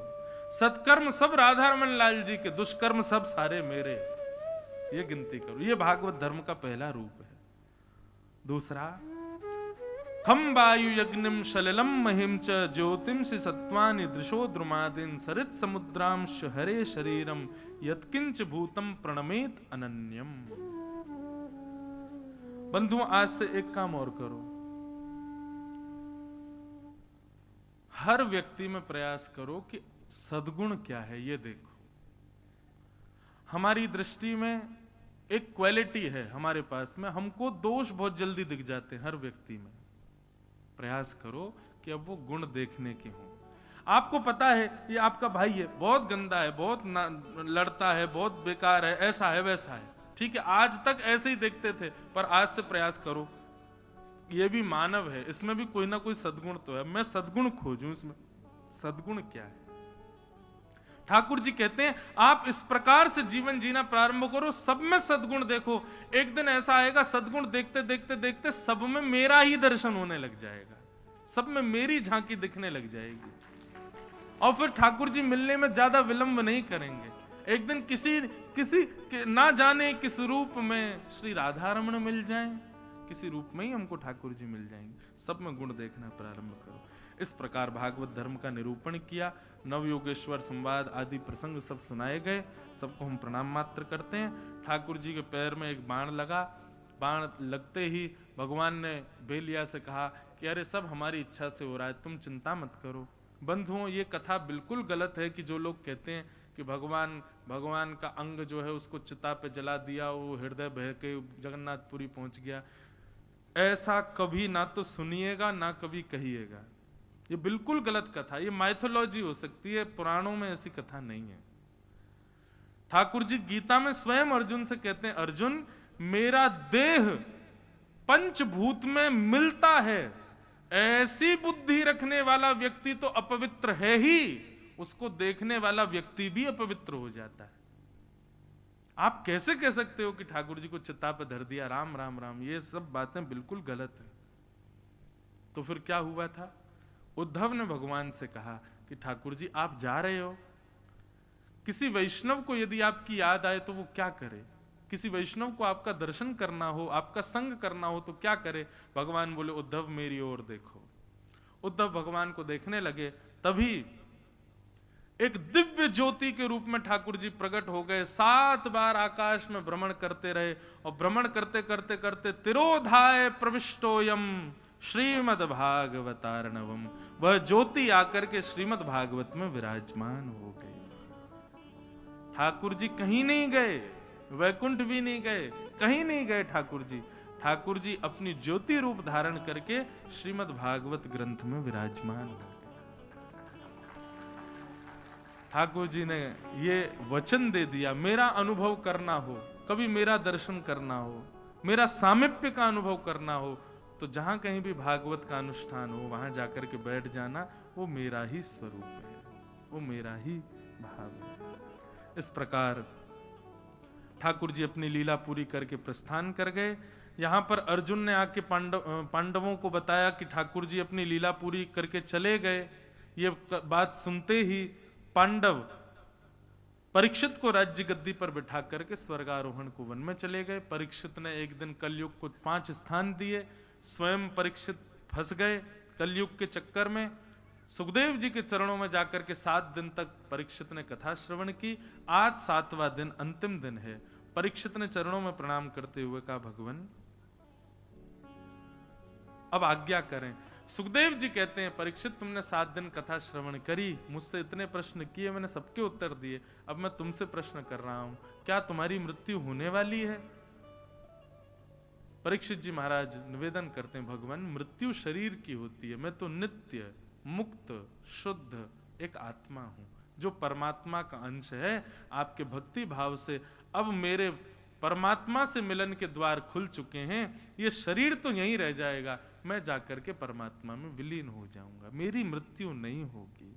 बस ये बात कहते ही सुखदेव जी व्यास आसन पर खड़े हो गए और कहा, परीक्षित बस अब तुम्हें कुछ और सुनाना शेष नहीं रहता है। और ऐसा कहकर के सुखदेव जी वहां से प्रस्थान कर गए।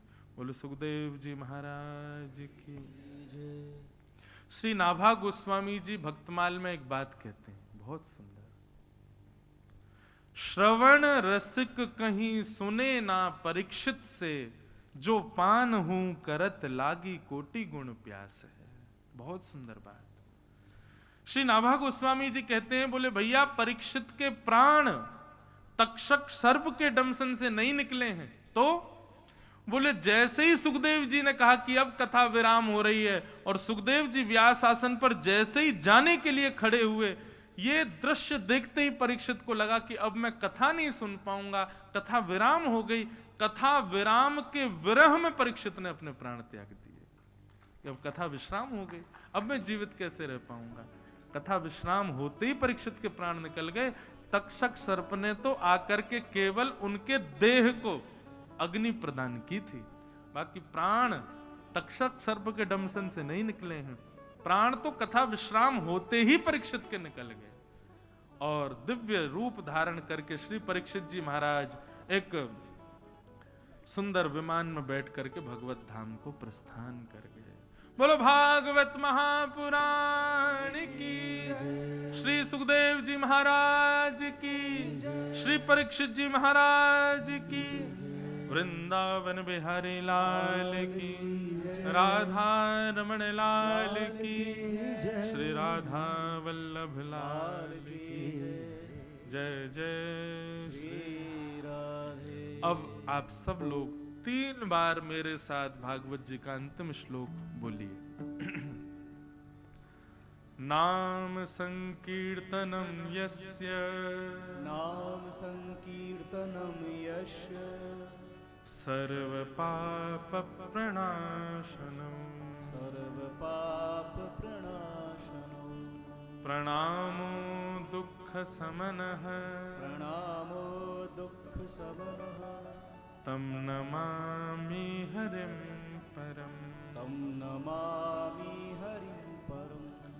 नाम संकीर्तनम यस्य नाम संकीर्तनम यस्य सर्व पाप प्रणाशनम सर्व पाप प्रणाशनम प्रणामो दुःख समनः प्रणामो दुःख समनः तम नमामि हरिं परम तम नमामि हरिं परम।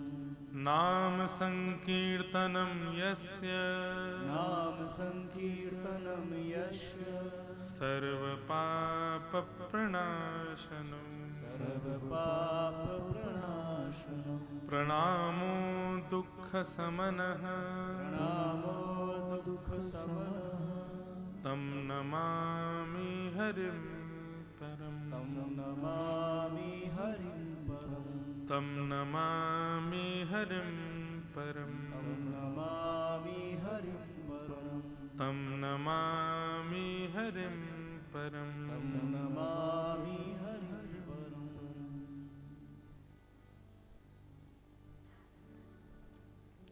बोलो वृंदावन बिहारी लाल की। बंधुओं, जिन भगवान का नाम संकीर्तन सभी प्रकार के अपराध पापों का विनाश करता है, ऐसे भगवान के इस पवित्र पुनीत नाम को हम बारंबार प्रणाम करते हैं। बंधुओं, इस कलिकाल में नाम ही कल्याण करेगा। ठाकुर जी नहीं आएंगे, नाम की सामर्थ्य है सब कुछ प्रदान करने की, इसलिए उस नाम का आश्रय लो। एक हर वर्ष का प्रथम दिन एक नई ऊर्जा के साथ आता है, नए संकल्पों के साथ आता है। आप सबको अनेक संकल्प दास ने बताए हैं, आपको जो भाए उसको ले लीजिए, भगवान के नाम का आश्रय लीजिए। इस नाम के आश्रय से निश्चित ही इस वर्ष ठाकुर जी कृपा करेंगे, जरूर हमें दर्शन प्रदान करेंगे। हमारी हर कथा का एक संकल्प होता है। हम कथा इस भाव से करते हैं कि हे ठाकुर जी, आप संपूर्ण, देखो ये तो निश्चित है कि हमको वैकुंठ जाने से कोई नहीं रोक रहा, ये मुझे पता है कि मुझे वैकुंठ तो मिलेगा। ये हम खूब डंके की चोट पे बोलते हैं, क्यों? इतने कथा करते हैं, इतना ठाकुर जी को याद करते हैं, ठाकुर जी दे ही देंगे वैकुंठ, लेकिन हमें वैकुंठ चाहिए। पर कितनी देर के लिए चाहिए? केवल 7 दिन के लिए चाहिए। हमारी इच्छा है पूरे भारतवर्ष में, विश्व भर में कथा करें और इन सब कथाओं के फलस्वरूप ठाकुर जी ऐसी अनुग्रह कर दें कि जब यहां से प्राण त्याग करके वैकुंठ जाएं तो एक कथा ठाकुर जी को वैकुंठ में जाके सुनाएं। मैं वक्ता बनूं, तुम श्रोता बनो, मैं वक्ता बनूं, तुम श्रोता बनो, भागवत में मिलेंगे राधा रमण लाल, भागवत में मिलेंगे राधा रमण लाल। तो हमारी कथा का संकल्प यही है कि भैया अंतिम कथा हमारी वैकुंठ में होगी। और वैकुंठ में कौन सुनेगा? स्वयं श्रीमन नारायण श्री राधा रमन लाल जी सामने बैठेंगे, और अकेले ठाकुर जी कथा सुनेंगे तो फिर मजा नहीं आएगा। तो हमारी कथा जहां कहीं भी हो, जितने भी श्रोता जहां कहीं भी कथा अटेंड कर रहे हैं, आप सब भी वैकुंठ पहुंच जाना। वहां पर आप सब लोगों के बीच में ठाकुर जी बैठेंगे और हम कथा सुने। कथा हम ही सुनाएंगे और कोई नहीं सुनाएगा। बाकी सब जगह दुनिया कथा करे, ले वैकुंठ में तो ठाकुर जी को मैं ही सुनाऊंगा कथा। यही, इसी के लिए हम इतने पढ़ते लिखते, जो कुछ भी करते हैं, जो भी स्वीकार कि लाल जी आप हमको निपुणता देख लो, हम बढ़िया वक्ता बन जाएंगे तभी आएंगे, अभी तो हमारी प्रैक्टिस चल रही है। फाइनल तो वहीं करेंगे वैकुंठ में जाके। तो आप सब लोग भी वैकुंठ में मिलिएगा, वहीं बढ़िया प्रेम से ठाकुर जी को कथा सुनाएंगे। जो लोग हमसे पहले वैकुंठ पहुंच जाएंगे वो वहां जाके बढ़िया पंडाल की व्यवस्था कर लेना, हलवाई वलवाई धूड़ धाड़ लेना, कमरे उमरों को देख लेना, कहाँ व्यास जी रुकेंगे, कहाँ श्रोता पंडित जी सब तबला वाले भैया आदि सब आएंगे, इन सब की भी व्यवस्था, दक्षिणा वक्षिणा इकट्ठी कर लेना। सब लोग चलेंगे वैकुंठ, वहां जाकर के ठाकुर जी को मधुर कथा सुनाएंगे। और 7 दिन बाद ठाकुर जी कहेंगे दक्षिणा मांगो, तो ठाकुर जी से कहेंगे अब हमको वृंदावन वास दे दो, वापस वृंदावन भेज दो। दक्षिणा में यही चाहिए कि हमको वृंदावन भेज दो।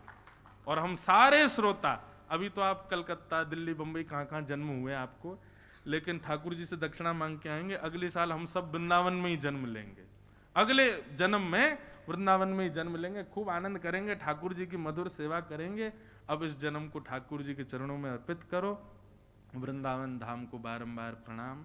हमारे अरुकिया परिवार और कलकत्ता से आए सब वैष्णवों का बहुत बहुत जय श्री कृष्ण। जितने भी वैष्णव और वृंदावन वासी व्रजवासी और भी जो लोग यहाँ कथा में आ रहे, सबको हमारा बहुत बहुत प्रणाम।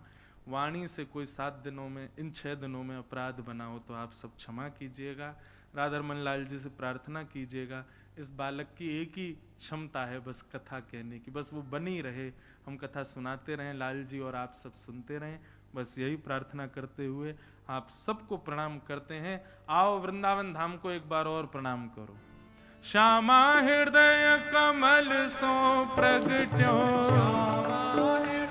कमल सो प्रगट्यो, श्री राधा हृदय कमल सो प्रगट्यो, राधा हृदय कमल सो प्रगट्यो, श्याम हृदय कुभार, वृंदावन प्यारो वृंदावन, ओ वृंदावन प्यारो वृंदावन, वृंदावन प्यारो वृंदावन, ओ वृंदावन प्यारो वृंदावन, सब सुख सागर रूप उजागर रहे वृंदावन धाम, सब सुख सागर रूप उजागर रहे वृंदावन धाम, रूप गोस्वामी प्रगट कियो जहाँ, रूप गोस्वामी प्रगट कियो यहाँ, रूप गोस्वामी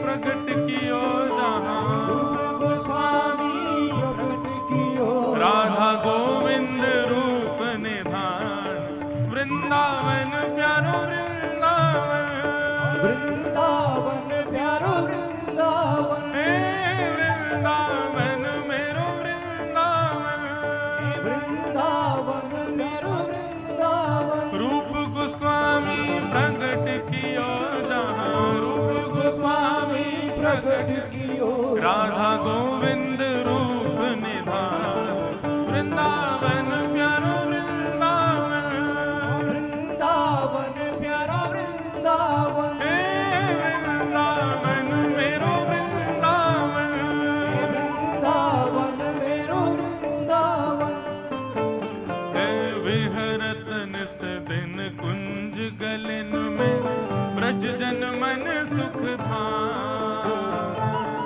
रत्न निश दिन कुंज गली,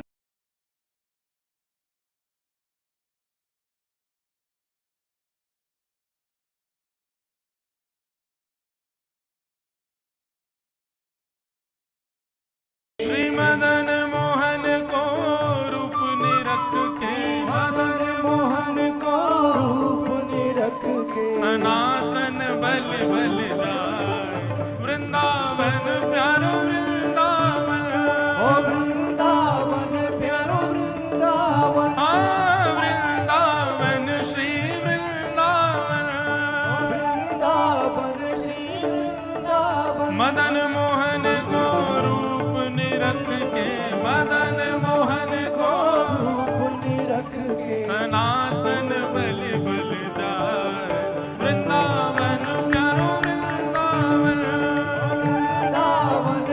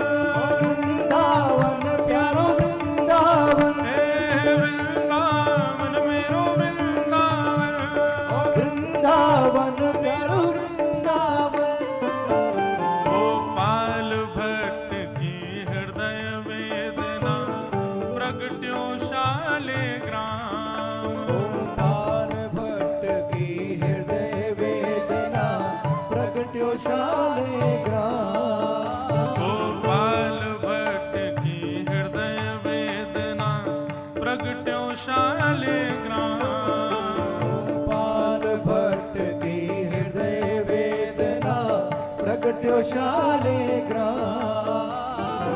रूप सुधा को खान हमारो, रूप सुधा को खान हमारो, रूप सुधा को खान हमारो, रूप सुधा को खान हमारो। श्री राधा रमण जुलाल वृंदावन प्यारो वृंदावन, वृंदावन प्यारो वृंदावन, हे वृंदावन मेरो वृंदावन, वृंदावन प्यारो वृंदावन। रूप सुधा को खान हमारो, रूप सुधा को खान हमारो। श्री राधा रमण जुलाल वृंदावन प्यारो वृंदावन, वृंदावन प्यारो वृंदावन, हे वृंदावन मेरो वृंदावन। वृंदावन मेरो वृंदावन। आतुर है हरिवंश पुकारो, श्री राधा राधा नाम। आतुर है हरिवंश पुकारो, श्री राधा राधा नाम। हे आतुर हित हरिवंश पुकारो, श्री राधा राधा नाम। आतुर हित हरिवंश पुकारो, श्री राधा राधा अब नाम। सघन कुंज यमुना तट आयो, सघन कुंज यमुना तट आयो, सघन कुंज वृंदावन आयो, सघन कुंज वृंदावन आयो। श्री राधा वल्लभ लाल वृंदावन प्यारो वृंदावन, वृंदावन प्यारो वृंदावन, हे श्री वृंदावन मेरो वृंदावन। वृंदावन श्री वृंदावन। सघन कुंज यमुना तट आयो, सघन कुंज यमुना तट आयो, श्री राधा वल्लभ लाल वृंदावन प्यारो वृंदावन। वृंदावन प्यारो वृंदावन, हाँ वृंदावन मेरो वृंदावन। वृंदावन प्यारो वृंदावन। हे युगल किशोर को लाड़ लड़ायो, नवल कुंज ही अमां। युगल किशोर कुलाड़ लड़ायो, नवल कुंज ही मां।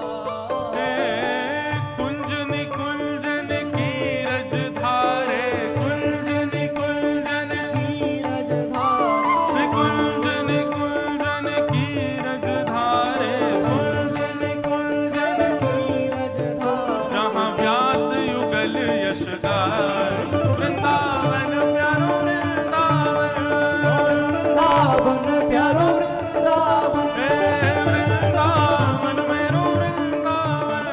वृंदावन प्यारो वृंदावन। कुंज निकुंजन की रज धारे, कुंज निकुंजन की रज धारे, व्यास युगल यश गाय, वृंदावन प्यारो वृंदावन। वृंदावन प्यारो वृंदावन, हे वृंदावन मेरो वृंदावन। हे वृंदावन प्यारो वृंदावन। भुवन चतुर्दश की सुंदरता, निधिवन करत बिहार।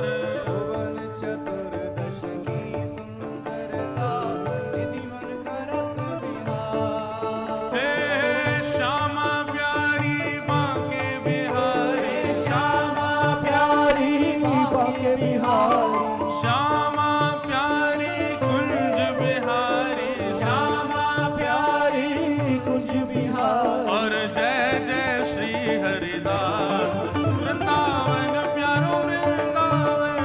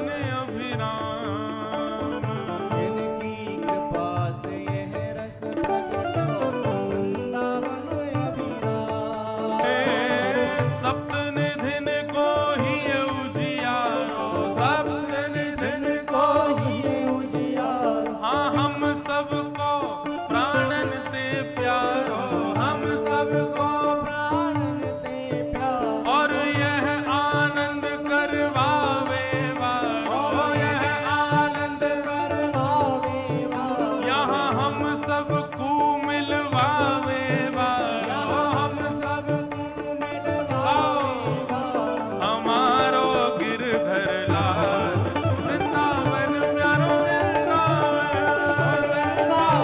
प्यारो वृंदावन, हे वृंदावन मेरो वृंदावन, हे वृंदावन मेरो वृंदावन, हम सबको मिलवावे वारो, हम सबको मिलवावे वारो, हमारो गिरधर लाल वृंदावन प्यारो वृंदावन, वृंदावन प्यारो वृंदावन, हे वृंदावन मेरो वृंदावन।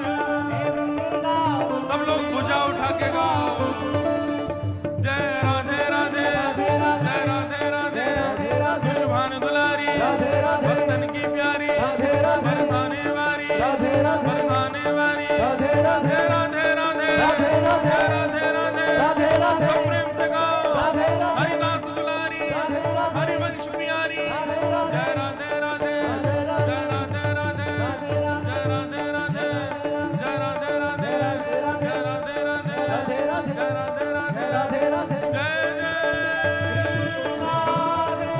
जय जय श्री राम, जय जय श्री राम। बोल वृंदावन बिहारी लाल की, गोवर्धन नाथ की, गिरिराज धरण की, भागवत महापुराण की, पूछरी के लौठा की, हुप हुप प्यारे। आप सबको बहुत बहुत प्रणाम।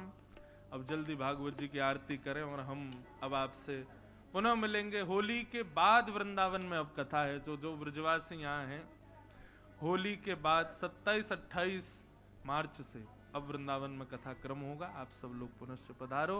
उसके बीच अनेक क्रम हैं कथा के, जहां जहां आप पहुंच सकें सब लोग आइए। सबको जय श्री कृष्ण, जय सिया राम, जय श्रीमन नारायण, जय जय श्री राधे। आरती अति पावन पुराण की, आरती अति पावन पुराण की, धर्म भक्ति विज्ञान खान की, धर्म भक्ति विज्ञान खान की, महापुराण भागवत निर्मल, महापुराण भागवत निर्मल, सुखमुख विगलित निगम कल्प फल, विगलित निगम कल्प फल, परमानंद सुधारस में कल, लीलारती रस रस निधान की, आरती अति पावन पुराण की, विषय विलास विमोह विनाशिनी, विषय विलास विमोह विलासनी, विमल विराग विवेक विकासिनी, विवेक विकासनी, भगवत